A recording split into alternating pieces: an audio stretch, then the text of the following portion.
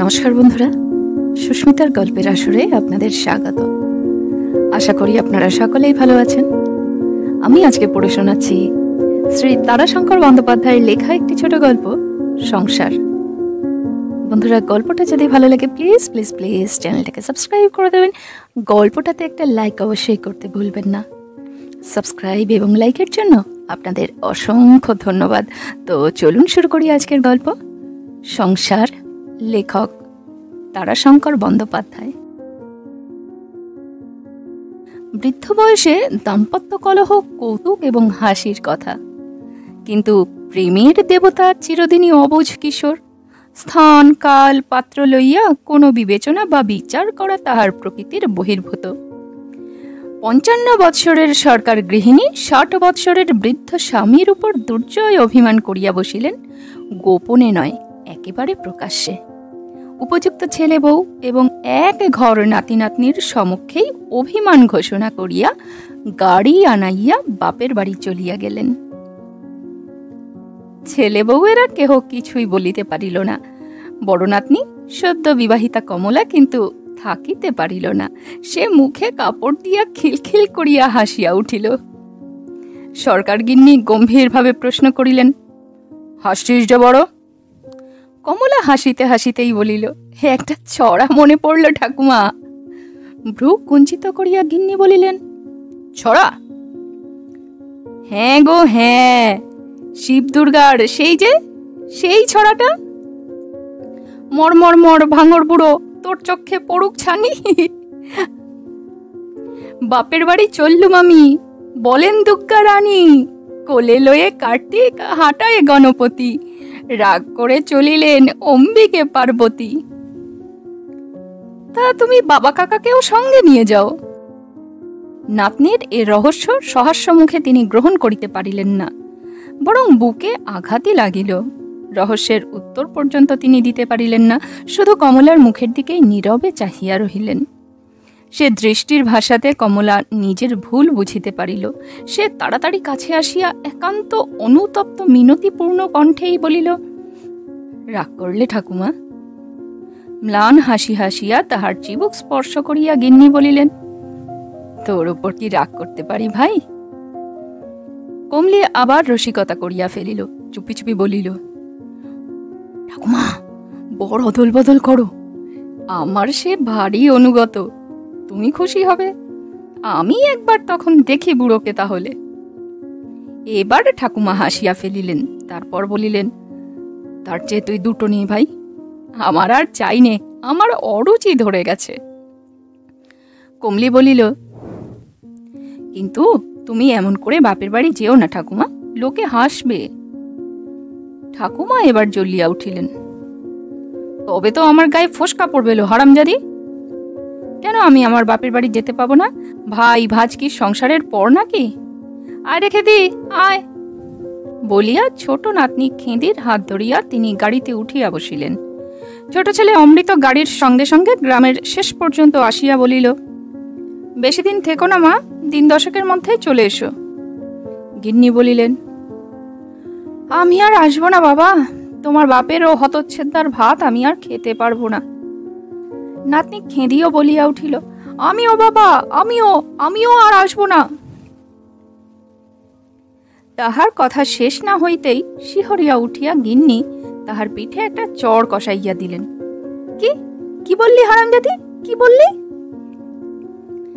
খেঁদি অপ্রত্যাশিতভাবে চড় খাইয়া হতভম্বের মতো কিছুক্ষণ ঠাকুমার মুখের দিকে চাহিয়া রহিল, তারপর ক্রুদ্ধ বিড়ালিনীর মতো গর্জন করিয়া উঠিল, তুই কেন বললি? তুই? সে কথার কোনো উত্তর না দিয়া গিন্নি বলিলেন, বল শিগগিরই আসবো বাবা, বল শিগগিরই। অমৃত হাসিতে হাসিতে সেখান হইতে ফিরিল, বলিল, ওই হয়েছে মা, তুমি বললেই ও এক্ষুনি বলবে। কারণটা নিতান্তই তুচ্ছ। উত্তরায়ণ সংক্রান্তিতে গঙ্গা স্নানে যাওয়া লইয়া স্বামী স্ত্রীতে বিরোধ। কর্তা সংকল্প করিয়াছিলেন উত্তরায়ণ সংক্রান্তিতে গঙ্গা স্নানে যাইবেন। কথাটা মনে রাখিয়াছিলেন, প্রকাশ করিলেন যাত্রার পূর্বদিন। শুনিবা মাত্র গিন্নি নিজের মোটঘাট বাঁধিতে বসিলেন। কর্তা সবিস্ময়ে বলিলেন, ও কি, তুমি কোথা যাবে? একটা কৌটায় দোক্তা পাতা পুড়িয়া পুঁটলায় বাঁধিতে বাঁধিতে গিন্নি বলিলেন, আমিও যাব। সঙ্গে সঙ্গে মেলার পিতল, কাঁসা ও পাথরের বাসনের দোকানগুলি সারি সারি কর্তার মনশ্চক্ষের সম্মুখে ভাসিয়া উঠিল। বাসা আর দোকান, দোকান আর বাসা, অন্তত 20-25 টাকা। কর্তা শিহরিয়া উঠিলেন। তিনি ঘাড় নাড়িয়া প্রতিবাদ জানাইয়া বলিলেন, উহু উহু কি তোমার হুকুমে নাকি? তুমি তো এই কার্তিক মাসে গঙ্গা স্নান করে এলে। কার্তিক মাসে করেছি তো পৌষ মাসে কি? আমি যাবই, তুমি সঙ্গে করে আমাকে কোথাও নিয়ে যাও না। ছেলেদের সঙ্গে দাও, আর তারা গিয়ে ধুয়ো ধরবে। টাকা নেই, বাবা বকবে, ও সব হবে না। এবার আমিও এই চাটুজ্যেদের মতো একখানা বড় গামলা আর ওই বাড়ুজ্যেদের মতো একটা ডেকচি কিনবো। কর্তা আর থাকিতে পারিলেন না, বলিয়া উঠিলেন, তার চেয়ে বলো না আমাকে অন্তর্জলি করে দিতে যাবে। মুহূর্তে গিন্নির সর্ব অবয়ব যেন অসাড় পঙ্গু হইয়া গেল। গ্রন্থিবন্ধন নিরত হাত দুখানি পুটলার উপর আড়ষ্ট হইয়া এলাইয়া পড়িল। মুখের চেহারার নিমেষে সে এক অদ্ভুত রূপান্তর। কর্তা নিজের ভুল বুঝিতে পারিয়া শশব ব্যস্ত হইয়া উঠিলেন। চট করিয়া সংশোধনের একটা উপায় ঠাউরাইয়া তিনি হা হা করিয়া খানিকটা হাসিয়া লইলেন, নিতান্ত প্রাণহীন কাষ্ঠ হাসি। হাসিতে হাসিতে বলিলেন, সে পারবো না বাপু, এই বুড়ো বয়সে আমি তোমাকে অন্তর্জলি করতে পারবো না। তারপর আবার খানিকটা হাসি, হে হে হে হে। গিন্নি কোনো উত্তর দিলেন না, শুধু একটা সুগভীর দীর্ঘ নিঃশ্বাস ফেলিয়া মাটির উপর মেঝেতেই শুইয়া পড়িলেন। কর্তা পরম উৎসাহের সহিত বলিল, তাই চলো তাই চলো, গাঁটছাড়া বেঁধে গঙ্গা স্নান করতে হবে, কিন্তু তখন কিন্তু লজ্জা করলে শুনবো না। কত বাসনি কেন, তাই আমি একবার দেখব। তবুও কোনো উত্তর নাই। কর্তার বুকের ভিতরটা দারুণ একটা অস্বস্তি উদ্বেগে হাঁপাইয়া উঠিতেছিল। পা দুটো যেন মুহূর্তে মুহূর্তে দুর্বল হইয়া আসিতেছে। যাই দেখি তাহলে, গরুর গাড়ি দুখানাই সাজতে বলি। একখানা গাড়িতে জিনিসপত্র আসবে, বড় গামলা ও দুখানা কেনাই ভালো। একখানাতে ডাল, একখানাতে ঝোল, তা বটে। বাসন কতগুলো সত্যি দরকার। হ্যাঁ হ্যাঁ হ্যাঁ হ্যাঁ যাই। বলিতে বলিতে তিনি পালাইয়া আসিলেন। খানিকটা পাড়ার চাটুজ্যেদের সঙ্গে গল্পগুজব করিয়া ফিরিয়া আসিয়া শুনিলেন, গিন্নি পণ করিয়াছেন এ বাড়ির অন্ন তিনি আর গ্রহণ করিবেন না, তিনি বাপের বাড়ি যাইবেন। এ বাড়িতে থাকবার দিন নাকি তাহার শেষ হইয়া গিয়াছে। দাম্পত্য প্রেমে মানুষকে এমন কাণ্ডজ্ঞানহীন করে, এমন আর কিছুতে হতে পারে না।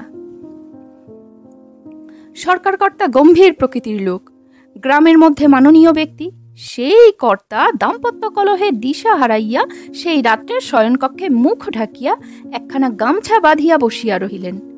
মনে মনে ঠিক করিয়া রাখিয়াছিলেন, গিন্নি দেখিয়া নাক বাঁকাইয়া কারণ জিজ্ঞাসা করিলেই তিনি গান ধরিয়া দিবেন। এ পোড়া মুখ হেরব না বলে হে আমি বিদেশিনী সেজেছি। হঠাৎ পৌত্রী কমলা আসিয়া ঘরে প্রবেশ করিল। তাহার এই মূর্তি দেখিয়া সে একটু চকিত হইয়া বলিল, ও মা গো, ও কি! কর্তা আজ যে একেবারে ছেলে মানুষ হইয়া গিয়াছেন, কমলার এই আতঙ্ক দেখিয়া কৌতুকে খিলখিল করিয়া হাসিয়া তিনি বলিলেন, আমি ভূত। কমলি শিয়ানা মেয়ে, সে ব্যাপারটা সঠিক না বুঝিলেও আভাসে খানিকটা অনুমান করিয়া লইল। সেও খিলখিল করিয়া হাসিয়া বলিল, তা তা ভূত মশাই, আপনি খিল দিয়ে শুয়ে পড়ুন, আপনার পেট নিয়ে আজ আর আসবেন না, আমার কাছে শুয়েছেন। কর্তা মুখের গামছাখানি টানিয়া খুলিয়া ফেলিয়া দিশা হারার মতো চাহিয়া রহিলেন। তাহার মনের মধ্যেও দারুণ অস্বস্তি, বুকের ভিতরটা এক অসহনীয় উদ্বেগে অহরহ পীড়িত হইতেছে। সহসা তাহার ইচ্ছা হইল নিজেই তিনি গালে ঠাস ঠাস করিয়া কয়েকটা চড় বসাইয়া দেন। তারপর রাগ হইল গিন্নির উপর। কি এমন তিনি বলিয়াছেন যে কচি খকির মতো এমন ধারা রাগ করিয়া বসিল বুড়ি? তিনি আর থাকিতে পারিলেন না। নির্জন ঘরের সুবিধা পাইয়া বোধহয় অকস্মাৎ গিন্নির উদ্দেশ্যে 2 হাত নাড়িয়া মুখ ভেঙাইয়া বলিয়া উঠিলেন, এই এই কচি খুকি আমার, গলায় দড়ি দিক এক গাছা, লজ্জাও নি? পরদিনে গিন্নি বাপের বাড়ি রওনা হইয়া গেল। ছেলে, বউ, নাতি নাতনি কাহারও কথা শুনিলেন না। কেবল ছোট ছেলের মেয়ে খেঁদি কিন্তু তাহাকে ছাড়িল না। গিন্নিও তাহাকে ছাড়া থাকিতে পারেন না, সেই সঙ্গে গেল। বহির্বাটিতে কর্তা তখন বাড়ির কৃষাণদের সঙ্গে এক তুমুল কাণ্ড বাঁধাইয়া তুলিয়াছেন। রাগে তিনি যেন আগুনের মতো জ্বলিতেছেন।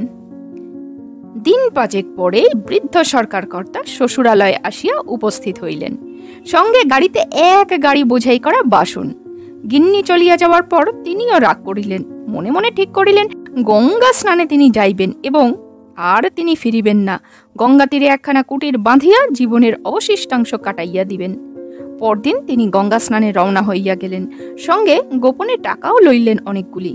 একখানা বাড়ি ছোটখাটো যেমনই হোক তিনি কিনিয়াই ফেলিবেন। কিন্তু সেখানে গিয়া বাড়ির পরিবর্তে এক গাড়ি বাসন কিনিয়া তিনি স্বগৃহের পরিবর্তে শ্বশুর গৃহে আসিয়া উঠিলেন। শ্যালকেরা পরম আদরের সহিত তাহাকে গ্রহণ করিয়া পরিচর্যার জন্য ব্যস্ত হইয়া উঠিল। হাত পা ধুইবার জল, তামাক, জেলে ডাকিবার বন্দোবস্ত, সে অনেক কিছু। হুঁকাতে কয়েকটা নাম মাত্র টান দিয়াই সরকার কর্তা উঠিয়া বলিলেন, চলো তোমাদের গিন্নিদের একবার দেখে আসি। শ্বশুর বাড়িতে আনন্দই হলো শালি আর শালাজো, চলো।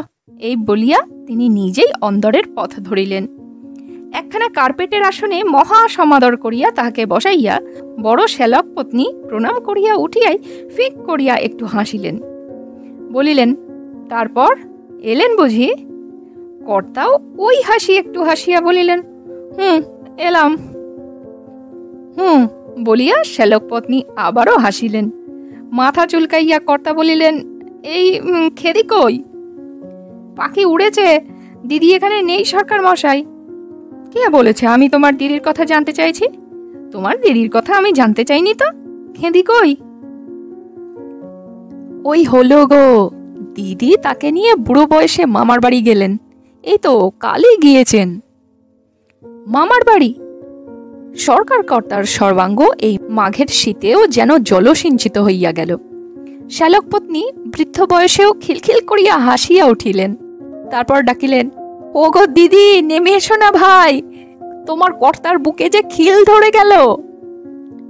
সরকার গিন্নি সত্যি নামিয়া আসিলেন, কিন্তু কর্তাকে একটি কথাও না বলিয়া ভাজকে বলিলেন, তোমার কি কোনো আক্কেল নেই বউ?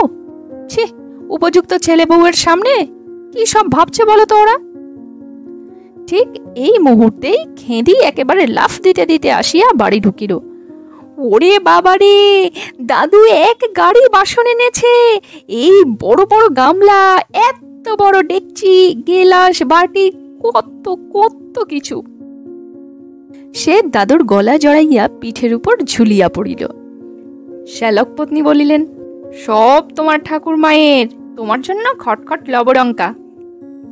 খেঁদি এবার পিঠ হইতে কোলে আসিয়া বসিয়া বলিল, আমার জন্য কি এনেছো? সরকার কর্তা গিন্নির দিকে একবার চাহিয়া লইয়া মৃদু স্বরে গান করিয়া বলিলেন, তোমার জন্য একখানা নয়না এনেছি হে, আর একখানা কিরুনি এনেছি। বলিয়া পকেট হইতে ছোট্ট একখানি আয়না ও চিরুনি বাহির করিয়া দিলেন। খেঁদি বলিল, যা, এ যে আয়না চিরুনি, নয়না কিরুনি কেন হবে? ইয়া বড় হলে বুঝি আয়না চিরুনি, আর এ হলো নয়না কিরুনি। আর আর এ না ছাই, আমি নেব না। ঠাকুমায়ের জন্য কত কিছু এনেছো তুমি। এবার ঠাকুমা লজ্জিত হইয়া বলিলেন, এনেছে এনেছে, তোর জন্য অনেক এনেছে, একটু থাম, মানুষটাকে একটু জিরোতে দে। কর্তা পুলকিত হইয়া বলিলেন, বাক্সটা নামিয়ে আনতে বল। কথা শেষ হইতে না হইতেই খেঁদি ছুটিল বাক্স বাক্স করিয়া। কর্তা আবার বলিলেন, বাসনগুলো নামাতে বলো, গামলা কিনেছি 4খানা, ডেকচি বড় বড় 2টো। বাধা দিয়া গিন্নি বলিলেন, নামিয়ে আর কি হবে, বাড়িতেই নামাবে, একেবারে খাওয়া দাওয়া করেই চলে যাও। বলিয়া তিনি উপরে চলিয়া গেলেন। অকুল সমুদ্রে কর্তার হাত হইতে যেন অকস্মাৎ লব্ধ কাষ্ঠখণ্ডটি আবার ভাসিয়া গেল। শ্যালক পত্নী হাসিয়া বলিলেন, কঠিন ব্যাপার সরকার মশাই। সরকার কাতর স্বরেই বলিলেন, কি করি বলো দেখি ভাই। উপর হইতে প্রশ্ন হইল, বলি নন্দাইকে জল টল খেতে দাও, না আমোদই করবে শুধু? ও মা, বলিয়া জিভ কাটিয়া শ্যালক পত্নী ব্যস্ত হইয়া ডাকিলেন, বৌমা, বৌমা, ও বৌমা, এ কি আক্কেল তোমাদের বাপু! ছি! বৌমার অপরাধ ছিল না, সে প্রস্তুত হইয়াই ছিল। জলখাবারের থালা হাতে সে বাহিরে আসিয়া দাঁড়াইল। কথাটা চাপা পড়িয়া গেল।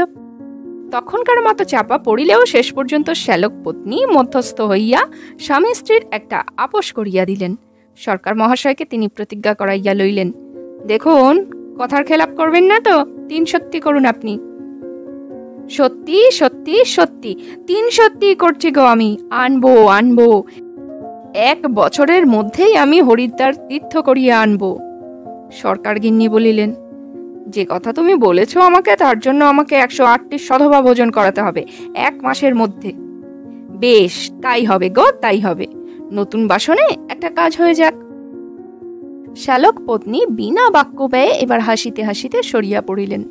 সরকার গিন্নি বলিলেন, তুমি সাক্ষী থাকো ভাই বউ। কই বউ? হাসিয়া সরকার বলিলেন, তিনি চলে গিয়েছেন। বাহির পর্যন্ত দেখিয়া আসিয়া সরকার গিন্নি বলিলেন, বলি তোমার আক্কেলটা কিরকম শুনি? রাজ্যের বাসন নিয়ে যে একেবারে এখানে চলে এলে। এখানে সমস্ত ছেলের হাতে আমাকে একটি করে বাটি 9 গ্লাস দিতে হবে, সেটার কোলে 15-16টি ছেলে। কোনো আক্কেল নেই তোমার? সরকার বলিলেন, বেশ তো গো, আবার তোমাকে কিনে দিলেই হলো। পরদিন সরকার মহাশয় গৃহিণীকে লইয়া বাড়ি ফিরিলেন। গাড়িতে উঠিবার সময় গিন্নি আবার বলিলেন, দেখো 1 বছরের মধ্যে তুমি নিজের সঙ্গে করে হরিদ্বার পর্যন্ত তীর্থ করিয়ে আনবে, মনে আছে তো? আনবে তো? আবার সরকার প্রতিশ্রুতি দিলেন, আনবো আনবো আনবো। কিন্তু আপত্তি তুলিল ছেলেরা। প্রবল আপত্তি করিয়া বড় ছেলে বলিল, বেশ তো, যাবেন আর কয়েক বছর পরে, আমরা সব বুঝে সুঝে নিই। সরকার কর্তা গৃহিণীর দিকে চাহিয়া বলিলেন, শোনো, 35-36 বছরের উপযুক্ত ছেলের কথা শোনো একবার। তারপরেই ছেলেকে বলিলেন, এই দেখ, আমার বয়স তখন 25 বছর, 25 নয়, পুরো 24, নামে 25। এই বয়সে আমি বাপ মাকে কাশিবাস করিয়েছিলাম। দেখলাম বাবার শরীর খারাপ, চিঠি লিখে কাশিতে বাড়ি ভাড়া করলাম। বাবা কিছুতেই যাবেন না, আমি জোর করে নিয়ে গেলাম। ভালো স্থান, ভালো খাবেন, ভালো থাকবেন, বিশ্বনাথ দর্শন করবেন। কোথায় এ সংসার পঙ্কে ডুবে এই গোষ্পদে পড়ে থাকবেন? শেষ সময়ে বাবা 2 হাত তুলে আমাকে আশীর্বাদ করেছিলেন, আর তোরা এই বলছিস? তাও আমরা চিরদিনের মতো যাইনি, এই মাস 2 পরেই ফিরব। ছেলে বলিল, বাবা, ব্যবসার যা মন্দা পড়েছে তাতে ঝক্কি ঘাড়ে নিতে আমার সাহস হচ্ছে না। তার উপরে চাষ, জমিদারি, হাইকোর্টের মকদ্দমা, আমরা সামলাতে পারবো না। এবার বিরক্ত হইয়া সরকার কর্তা বলিলেন, না পারলে হবে কেন? আমরা কি চিরজীবী? আমি এই সংসারের ভার নিয়েছি 25 বছর বয়সে। তখন কি ছিল? বাবার পৈতৃক 500 টাকার জমিদারির আয় আর 100 বিঘে জমি। বাবা কাশি যাবার পর ব্যবসা আরম্ভ করে আমি এই সব করেছি।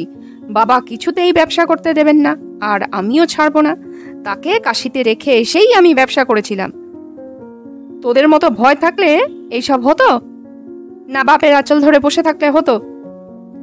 ছেলে এবার বাধ্য হইয়া বলিল, তবে যান। কিন্তু কিছুক্ষণ পরই আবার সে আসিয়া বলিয়া উঠিল, কিন্তু। আবার কিন্তু তুলিস কেন? কিন্তু কিসের? টাকা কড়ির বড় টানাটানি চলছে, কোথা থেকে যে টাকা আপনাদের দেব তাই ভাবছি। মাস 3 পরে। বাধা দিয়া সরকার কর্তা বলিলেন, টাকা করে কিচ্ছু লাগবে না বাবা, তোমাদের টাকা আমি নেব না। তীর্থের টাকা সে আমার কাছে আছে। হাসিয়া ছেলে বলিল, আমাদের টাকা? বিষয় সম্পত্তি সংসার আমাদের না আপনার? এবার সরকার গিন্নি বলিলেন, সংসার তোমাদের বই কি বাবা, ছেলে মেয়ে, ঘর দোর সবই এখন তোমাদের। আমরাও এখন তোমাদের ছেলে মেয়ের শামিল। কর্তা বরং বলিলেন, না না, তা বললে হবে কেন? যতদিন আমরা আছি ততদিন ঝড়ঝাপটা আমাদের মাথায় নিতে হবে বই কি। বাপ মায়ের আড়াল হলো পাহাড়ের আড়াল। যাক, ইহার পর আর কোনো বাধাই রইল না। উদ্যোগ আয়োজন সম্পূর্ণ করিয়া সরকার কর্তা শুভ দিনে গৃহিণীকে লইয়া তীর্থযাত্রা করিলেন। ট্রেনে উঠিয়া মনটা যেন কেমন করিয়া উঠিল। ছেলেরা, ছোট ছোট নাতি নাতনিরা প্ল্যাটফর্মের উপর কেমন বিষণ্ণ দৃষ্টিতে তাহাদের দিকে চাহিয়া দাঁড়াইয়া আছে। ঘর দ্বার দেখা যায় না, কিন্তু গ্রাম প্রান্তের গাছপালাগুলির শ্যামলতার উপরেও কেমন যেন উদাসীনতার ছাপ পড়িয়াছে। সরকার গিন্নি জোর করিয়া হাসিয়া বলিলেন, বোধ করি সকলকে লক্ষ্য করিয়াই বলিলেন, এই তো কটা দিন, 2 মাসে 60 দিন মোটে। কর্তা গম্ভীরভাবে বলিলেন, খুব হুঁশিয়ার বাবা, যে কাজ করবে বেশ করে ভেবে চিনতে, বরং সঙ্গে সঙ্গে আমাকে চিঠি লিখে দেবে। আমি যেখানে যাব ঠিকানা ঠিক আগে থেকে জানাবো। ট্রেনটা ইতিমধ্যে চলিতে আরম্ভ করিয়াছিল। কর্তা ব্যস্ত হইয়া বলিলেন, না না, এমন করে ট্রেনের সঙ্গে। ট্রেন গতি সঞ্চয় করিতে করিতে বাহির হইয়া গেল। বড় ছেলে বলিল, একটা কথা জিজ্ঞেস করতেও পারলাম না ছাই। কনিষ্ঠ উদ্বিগ্ন হইয়া উঠিল। কি? মানে এই কোথায় কি রইল? সবই তো তোমার বাবার খাতায় আছে। বাবার কাজ বড় পরিষ্কার। ঠোঁট মচকাইয়া বড় ভাই কহিল, খাতায় সে নেই, তাহলে আমি জানতুম। বাবা মা দুজনের কাছেই টাকা আছে, সেসব হিসেবের বাইরের পুঁজি। সেদিন বললেন, মনে নেই? ছোট ভাই ভ্রু তুলিয়া চক্ষু বিস্ফারিত করিয়া বলিল, হ্যাঁ তা বটে। কিছুক্ষণ চিন্তা ভাবনা করিয়া বলিল, মানুষের শরীর। প্রথমেই সরকার দম্পতি কাশিতে নামিলেন। বাসায় উঠিয়া কর্তা হাসিয়া বলিলেন, যাক, 3 সত্যির দায় থেকে মুক্ত হলাম। বাপ মুখ ফসকে একটা কথা বলে কি তার প্রায়শ্চিত্তির? গিন্নি বেশ বড় বড় পেয়ারা কিনিয়াছিলেন। ছোট বটি পাতিয়া একটা পেয়ারা কাটিতে কাটিতে বলিলেন, প্রাচিত্তি? তীর্থ করার নাম প্রাচিত্তি? আর তোমরা বলো মেয়েদের মতো সংসারের মায়া আর কোনো জাতের নেই? টাকা টাকা আর বিষয় বিষয়। পুরুষের মতো নরুকে জাত আবার আছে নাকি? আমি বলে ঠিক আবার তুমি বিয়ে করবে। কর্তা বলিলেন, উত্তর দিতাম, কিন্তু কে ফ্যাসাদে পড়ে সে কথা বলে? হয়তো এবার সশরীরের স্বর্গ ঘুরিয়ে আনতে সত্যি করতে হবে আমাকে। গিন্নি নাসিকা কুঞ্চিত করিয়া বলিলেন, আর তো কিছু জানো না, শুধু কুট কুট কুট কুট করে কথা কইতে জানো। নাও এখন মুখে কিছু দাও। এই বলিয়া শ্বেত পাথরের একখানি রেকাবিতে কিছু ফল ও মিষ্টি সাজাইয়া নামাইয়া দিলেন। কর্তা বলিলেন, এটা কি? রেকাবিখানার দিকে অঙ্গুলি নির্দেশ করিয়া তিনি প্রশ্ন করিলেন, বাড়ি থেকে এনেছ বুঝি? পথে ঘাটে এসব জিনিস ভেঙে যায়। বিরক্ত হইয়া গিন্নি বলিলেন, বাড়ি থেকে আনে নাকি? কিনলাম এক্ষুনি। বিক্রি করতে এসেছিল। তুমি বাজারে গিয়েছিলে, তখনই এসেছিল। কর্তা এক টুকরো ফল মুখে তুলিয়া বলিলেন, কিছুক্ষণ পর সহসা তিনি বলিলেন, দেখো তোমায় একটা কথা বলি, একখানা বাড়ি ভাড়া করে ফেলি, বুঝলে? আর শেষ কটা দিন এখানে কাটিয়ে দেওয়া যাক। বহুদিন থেকেই তো আমার সংকল্প। তবে যদি বলো, কই কখনো তো বলনি। সে বলিনি নানা কারণে। সংসারটা একটু গুছিয়ে ছেলেদের হাতে দিয়ে তারপর যাব এই মনে ছিল, কিন্তু এসেছি যখন তখন আর নয়। কি বলো তুমি? এক দৃষ্টে শূন্যের দিকে যেন ভবিষ্যতের গর্ভের মধ্যে দৃষ্টি প্রসারিত করিয়া গৃহিণী বলিলেন, কথা তো ভালোই, কিন্তু ছেলেরা তো এখনো তেমন সক্ষম হলো কই। দেখলে তো আসবার সময় কি কাকুতি বেচারাদের। আর তারপর সহসা প্রবল বেগে ঘাড় নাড়িয়া হুড় হুড় করিয়া বলিয়া উঠিলেন, না বাপু, খেদির বিয়ে আর বড় নাতির বিয়ে এ না দেখে সে হবে না। অতঃপর তর্ক বিতর্ক করিয়া স্থির হইল 2 মাসের স্থলে 6 মাস অন্তত থাকিতে হইবে। 6 মাস পরে আগামী মাঘ মাসে প্রয়াগে কুম্ভযোগ। কুম্ভযোগে ত্রিবেণী সঙ্গমে স্নান করিয়া বাড়ি ফেরা হইবে। আপাতত তীর্থগুলি ফিরিয়া কাশীতে আসিয়াই বাস করাই স্থির হইল। কর্তা একখানা ছোট বাড়িও কয়েক মাসের জন্য ভাড়া করিয়া ফেলিলেন। কিন্তু সাবিত্রী তীর্থে গিয়া পাহাড়ে উঠিতে উঠিতে গিন্নি বিদ্রোহ করিয়া উঠিলেন, না বাপু, আমাকে তুমি দেশে রেখে এসো। বাতের যন্ত্রণায় মরে গেলাম। বেলের ধর্মরাজতলা আমাকে যেতেই হবে। আর ছেলেদের মুখ বড্ড মনে পড়ছে আমার। কর্তা হাসিলেন, বলিলেন, আমি আজই লিখে দিচ্ছি ধর্মরাজের তেল আর ওষুধের কথা। কাশী গিয়েই তুমি পেয়ে যাবে। বসে বসে যত পারো মালিশ করো না। গিন্নি বলিলেন, তুমি দেখি আমায় আর ঘরে ফিরতে দেবে না? কর্তা হাসিয়া বলিলেন, বেশ তো, পুত্র পৌত্র স্বামীর কোলে, একেবারে কাশীর গঙ্গা জলে, সে তো ভালোই হবে। একটা গভীর দীর্ঘ নিঃশ্বাস ফেলিয়া গিন্নি বলিলেন, তেমনি ভাগ্যে কি আমার হবে? তেমনি পুণ্যি কি কোনোদিন করেছি বলো? কখনো তুমি মনের সাধ মিটিয়ে ব্রত পার্বণ করতে দিয়েছ? আমার আবার ওই ভাগ্যের মরণ না কি হয়। কিন্তু আপনার অজ্ঞাতসারে গৃহিণী সে পুণ্য সঞ্চয় করিয়াছিলেন। মহাকুম্ভযোগে ত্রিবেণী সঙ্গমে স্নানান্তে গিন্নি কলেরায় আক্রান্ত হইয়া পড়িলেন। কর্তা বলিলেন, গিন্নি, কাকে দেখতে ইচ্ছা হয় বলো? আসতে টেলিগ্রাম করে দিই। দেখতে? একটা গভীর দীর্ঘ নিঃশ্বাস ফেলিয়া গিন্নি স্বামীর মুখের দিকে চাহিয়া বলিলেন, পারলে না না গো, আমায় নিয়ে যেতে পারলে না। তারপর আবার বলিলেন, না থাক, কাউকেই আসতে হবে না। বড় খারাপ রোগ। তুমি সঙ্গতি করো আমার, সাবধানে থেকো। টপ টপ করিয়া কয়েক ফোঁটা জল কর্তার চোখ দিয়া গড়াইয়া পড়িল। এবার গিন্নি হাসিলেন। ছি, বুড়ো বয়সে কেঁদো না গো, ছি, আমার লজ্জা করছে। কর্তা কিন্তু গিন্নির কথা শুনিলেন না, বড় ছেলেকে তার করিলেন, শীঘ্র এসো, তোমার মায়ের কলেরা। তার পাইয়া সমস্ত সংসারটা চমকিয়া উঠিল। বড় ছেলে বলিল, এমন যে হবে এ আমি জানতাম। ছোট ছেলে বলিল, কি বিপদ বলো দেখি। তিক্ত হাসিয়া বড় ছেলে বলিল, এখনো বিপদের হয়েছে কি, এই তো সবে সন্ধে, এখনো কত হবে, সেখানকার রোগ এখানে আসবে। তারপর অকস্মাৎ ক্রুদ্ধ হইয়া উঠিল। বারবার তখন আমি বারণ করেছিলাম, কিন্তু বাপ হয়ে ছেলের কথা তো শুনতে নেই, অপমান হয় যে। সেই দিনই দুই ভাই আরো একজন সঙ্গী সহ রওনা হইয়া গেল, কিন্তু যখন তাহারা সেখানে পৌঁছিল তখন সব শেষ হইয়া গিয়াছে। বাসার যে ঘরে সরকার দম্পতি ছিলেন সে ঘরখানা শূন্য পড়িয়া রহিয়াছে। বাসার প্রায় সকলেই সরিয়া পড়িয়াছে। যে কয়জন ছিল তাহারা বলিল, বুড়ি মেয়েটি মরেছে কাল সকালে। বুড়া ভদ্রলোকটি চেষ্টা চরিত্র করে তার গতি করে এলেন দুপুরবেলায়। সেই দুপুরবেলা থেকে তারও আরম্ভ হলো। তারপর মশায় অপরে কে কার মুখে জল দেয় বলুন। তবু সেবা সমিতিতে একটা খবর দেওয়া হয়েছিল, তাও কেউ এলে না। তারপরে রাত্রে দেখলাম ভলেন্টিয়ার এসে কাঁধে করে নিয়ে গেল। কোন সমিতির ভলেন্টিয়ার বলতে পারেন? কে জানে মশাই, দরজার ফাঁক দিয়ে দেখলাম ভলেন্টিয়ার, ওই পর্যন্ত। আমরাও আজ মোড়ঘাট বেঁধেছি, এই দুপুরের ট্রেনেই ফিরব। তাহারা যাত্রার আয়োজনে ব্যস্ত হইয়া উঠিল। অশ্রু সজল নেত্রে দুই ভাই ত্রিবেণী সঙ্গমে পিতা মাতা উভয়ের তর্পণ সারিয়া গলায় কাছা পড়িয়া বাড়ি ফিরিল। সঙ্গে রাজ্যের জিনিসপত্র, এলাহাবাদ ও কাশীর বাসায় গিন্নি বিহঙ্গিনীর মতো একটি একটি করিয়া সঞ্চয় করিয়াছিলেন। সমারোহ সহকারেই শ্রাদ্ধ শান্তি হইল। ছেলেরা কিছু ত্রুটি করিল না, কিন্তু নিন্দুকে বলিল, করবে না তো কি, এক খরচে দুটো, একটা খরচ তো বেঁচে গেল। কথাটা শুনিয়া বড় ছেলে বলিল, দুটোই করব আমরা, বৎসরকৃত্যে এই খরচটাই আমরা করব। বাবা মা তো আমাদের অভাব রেখে যাননি কিছুর। সত্য কথা, সরকার কর্তা রাখিয়া গিয়াছেন প্রচুর। এই সেদিনও কর্তাগিন্নির ঘরের মেঝে খুঁড়িয়া 4,000 টাকা ছেলেরা পাইয়াছে। দুই ভাই পরামর্শ করিয়া ব্যবসাটা বাড়াইবার সংকল্প করিল।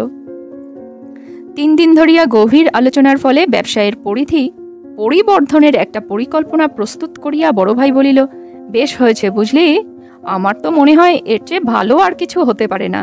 ছোট ভাই বলিল, কিন্তু বাবা এতে মত দিতেন না, ওই চেয়ার টেবিল নিয়ে শহরে অফিস করা।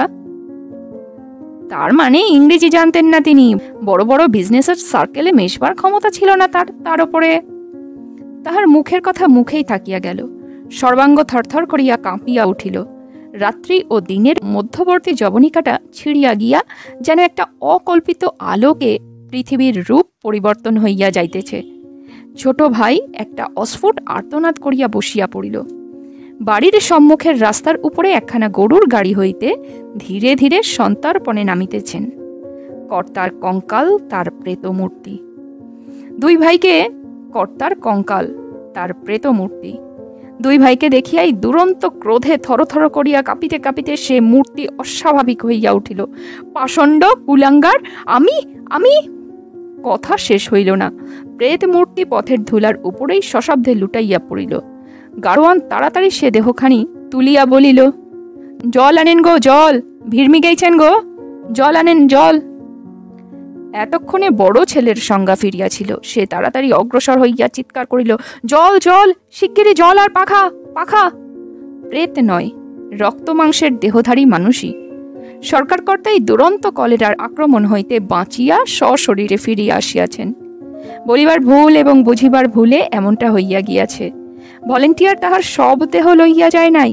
রোগাক্রান্ত অবস্থাতেই তাহাকে হাসপাতালে কয়েকদিন অচেতন থাকিয়া চৈতন্য লাভ করিবার পর তিনি সংবাদ লইয়াছিলেন কেহ আসিয়াছিল কিনা।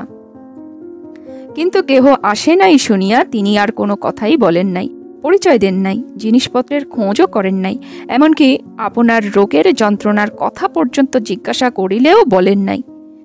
তবু তিনি বাঁচিলেন। হাসপাতাল হইতে বাহির হইয়া মাটির পৃথিবীর সংস্পর্শে আসিয়া কিন্তু তাহার অন্তর গর্জন করিয়া উঠিল। ত্যায্যপুত্র করিবার সংকল্প লইয়া গৃহে ফিরিয়া আসিয়াছেন। চেতনা লাভ করিয়া ছেলেদের এই অনিচ্ছাকৃত ভুলের কথা শুনিয়া কর্তা নির্বাক হইয়া রহিলেন। গ্রামের 5 জনে আসিয়া জমিয়াছিল। কর্তার সমবয়সী বৃদ্ধ চাটুর্যে বলিলেন, যাক, যা হয়েছে তা হয়েছে, এখন ধরাধরি করে বাড়ির ভেতরে নিয়ে যাও, ভালো করে সেবা করো, যত্ন করো, ডাক্তার ডাকাও। কর্তা বলিলেন, না, বাড়ির মধ্যে আর আমি যাব না, আমি কাশি যাব। যতক্ষণ আছি এখানেই বেশ আছি আমি। বেশ তো, এই বাইরের ঘরেই বিছানা করে দাও, বরং সে ভালোই হবে, ছেলেপিলের গোলমাল কচিকাচা কিচ্ছু থাকবে না। বলো, বিছানা করে দিতে বলো। বিছানায় শুইয়া কর্তার চোখে জল আসিল। পাশেই পৌত্রী কমলা তাহাকে বাতাস করিতেছে।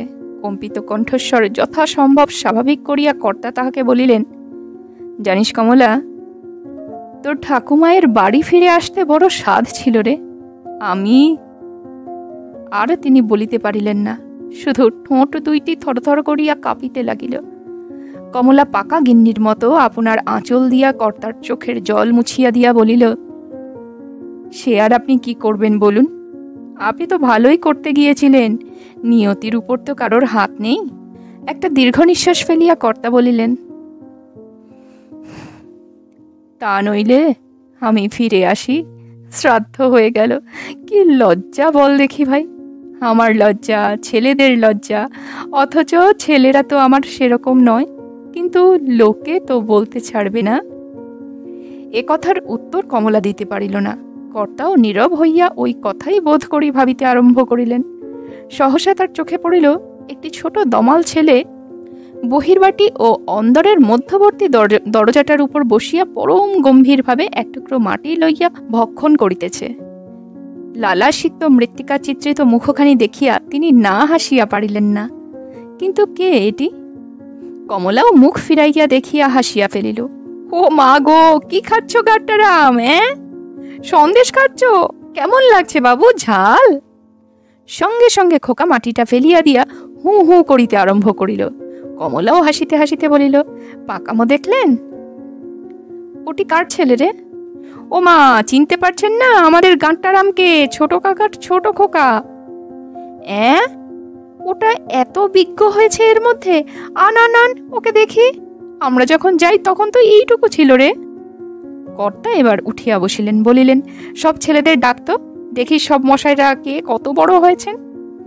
নাতিরা ভিড় করিয়া জমিয়া বসিল। তাহাদের পিছন পিছন এতক্ষণে বধূরা আসিতে সাহস পাইল। তারপর আসিল ছেলেরা। অপরাহ্নে কর্তা লাঠি ধরিয়া ঘরদোর ঘুরিয়া দেখিলেন। তাহার নিজের শয়ন ঘরে ঢুকিয়া তিনি স্তম্ভিত হইয়া দাঁড়াইয়া গেলেন। এ কি, তাহার ঘরের মাটির মেঝে তুলিয়া ইট, চুন, সিমেন্ট দিয়ে বাঁধানো তাহার টাকা? বড় ছেলে স্বীকার করিয়া বলিল, হ্যাঁ, 4000 টাকা ছিল। সেটা আমাকে দাও। আপনি টাকা নিয়ে কি করবেন? যখন যা দরকার হবে আপনি নেবেন। অনেকক্ষণ চুপ করিয়া থাকিয়া কর্তা বলিলেন, এ ঘরে শুচ্ছে কে? কমলাকে দিয়েছি ঘরখানা, জামাই আসেন প্রায়ই, ওর নির্দিষ্ট একখানা সাজানো গোছানো ঘর না থাকলে অসুবিধে হয়। কর্তা সেই সাজানো গোছানোই দেখিতেছিলেন। কায়দাকরণ জিনিসপত্র সব নতুন, বেশ ভালোই লাগিল। ধীরে ধীরে তিনি বাহির হইয়া আসিলেন। পা দুইটা কাঁপিতেছিল। তিনি বলিলেন, আমায় ধরত কমলা। কয়েকদিন পর ক্ষোভে উত্তেজনায় কর্তা থরথর করিয়া কাঁপিতেছিলেন। বেলা 10টা হইয়া গেল। প্রাতকাল হইতে এখনো পর্যন্ত ঔষধ কি পথ্য কিছুই তিনি পান নাই। আরও চটিয়াছিলেন তিনি কমলার ব্যবহারে। ফিরিঙ্গি মেয়ের মতো সে তাহার স্বামীর সহিত হাত ধরাধরি করিয়া বেড়াইয়া ফিরিল। এ বাড়ির হইল কি, বধূরা তাহার সম্মুখেই স্বামীদের সহিত কথাবার্তা কয়। তিনি চিৎকার করিয়া বাড়ি মাথায় তুলিয়া ফেলিলেন। বড় ছেলে একটা জরুরি বিষয় কর্মে লিপ্ত ছিল। সে আসিয়া একটু কঠিন স্বরেই বলিল, আপনি কি পাগল হলেন নাকি? একটু ধৈর্য ধরুন, বাড়িতে জামাই রয়েছে, কমলা সেজন্য আসতে পারেনি, মেয়েরাও সব ওই জন্য ব্যস্ত। ছেলের কথার সুরে কর্তা রক্তচক্ষু হইয়া বলিলেন, কি কি কি বলছো তুমি? আমার মুখের ওপর তুমি কথা কও? কমলা লজ্জিত মুখে ঔষধ ও পথ্য লইয়া ঘরে প্রবেশ করিয়া হাসি মুখে বলিল, আমায় বকুন দাদু, আমারই তো দোষ। যান বাবা, আপনি কাজে যান। কমলার পিতা চলিয়া গেল। কমলা আবার বলিল, রাগ করেছেন দাদু? কর্তা বলিলেন, কতটা বেলা হলো হিসেব আছে? তারপর ঔষধ ও পথ্য সেবন করিয়া অকস্মাৎ তিনি লজ্জিত হইয়া পড়িলেন। ঈষৎ হাসিয়া বলিলেন, খিদে পেয়েছিল রে। কমলা একটু হাসিল। বৃদ্ধ এবার রসিকতা করিয়া বলিলেন, কর্তা বুঝি ছাড়েনি নতুন গিন্নি? বলিতে ভুলিয়াছি, পিতামহ পৌত্রীর নামকরণ করিয়াছেন নতুন গিন্নি। কমলা লজ্জিত হইয়া বলিল, কি যে বলেন আপনি? সে প্রস্থানের উদ্যোগ করিল। কর্তা বলিলেন, কাউকে একটু ডেকে দিয়ে যাস তো ভাই, এই খেঁদি পটল কি যে কেউ হোক, একটু বসে গল্প টল্প করি। কমলা চলিয়া গেল। কর্তা দুয়ারের দিকে চাহিয়া বসিয়া রহিলেন। বহুক্ষণ কাটিয়া গেল, কিন্তু কেহ আসিল না। ক্লান্ত হইয়া কর্তা শুইয়া পড়িলেন। নানা কল্পনা ও চিন্তার মধ্যে সহসা তাহার মনে হইল, ব্যবসায়ের অবস্থাটা একবার তার নিজের চোখে দেখা দরকার। বড় ছেলেটির মতিগতি ভালো নয়, শহরে আপিস করবে, তার উপর আজিকার কথাবার্তা তাহার ভালো লাগে নাই। একখানা ঘর তাহার বিশেষ প্রয়োজন, বেশ ছোটখাটো ঘর একখানি অবিলম্বেই আরম্ভ করিতে হইবে। একখানা উইল কমলাকে কিছু তিনি দেবেনি। ছেলেদের নামে পাওয়ার অব অ্যাটর্নি দেওয়া আছে, সেখানা অবিলম্বে বাতিল করিয়া দেওয়া উচিত। ছেলেদের ডাকিয়া সমস্ত পরিষ্কার করিয়া লইবার সংকল্প করিয়া উৎসাহের সহিত তিনি আবার উঠিয়া বসিলেন। শরীর বল অনেকটা তিনি এর মধ্যেই পাইয়াছেন। ইহার পর একবার কোন স্থানে চেঞ্জে গেলে তিনি পূর্ব স্বাস্থ্য ফিরিয়া পাইবেন। অপরাহ্নে ছেলেরা নিজেরাই আসিয়া উপস্থিত হইল। গম্ভীর দৃঢ় স্বরে তিনি বলিলেন, এসো বসো এইখানে। বড় ছেলে বলিল, আমরা বলছিলাম কি যে মানে আপনার শরীরের অবস্থা। বাধা দিয়া কর্তা বলিলেন, ও চেঞ্জে গেলেই সেরে যাবে। হ্যাঁ, আমরাও সেই কথা বলছিলাম, গঙ্গা তীরে অথবা কোনো তীর্থে গেলে, ধরুন আপনারও বয়স হয়েছে। তার মানে? কর্তার ভিতরটা যেন কেমন করিয়া উঠিল। সমস্ত দিনের সঞ্চিত মনের শক্তি এক মুহূর্তের মধ্যে যেন কোন বৈদ্যুতিক শক্তির স্পর্শে বিলুপ্ত নিঃশেষিত হইয়া গেল।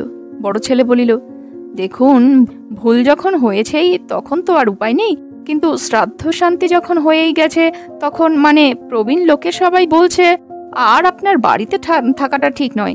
কাটোয়ার গঙ্গা তীরে আমরা একখানা ঘরও ঠিক করে ফেলেছি।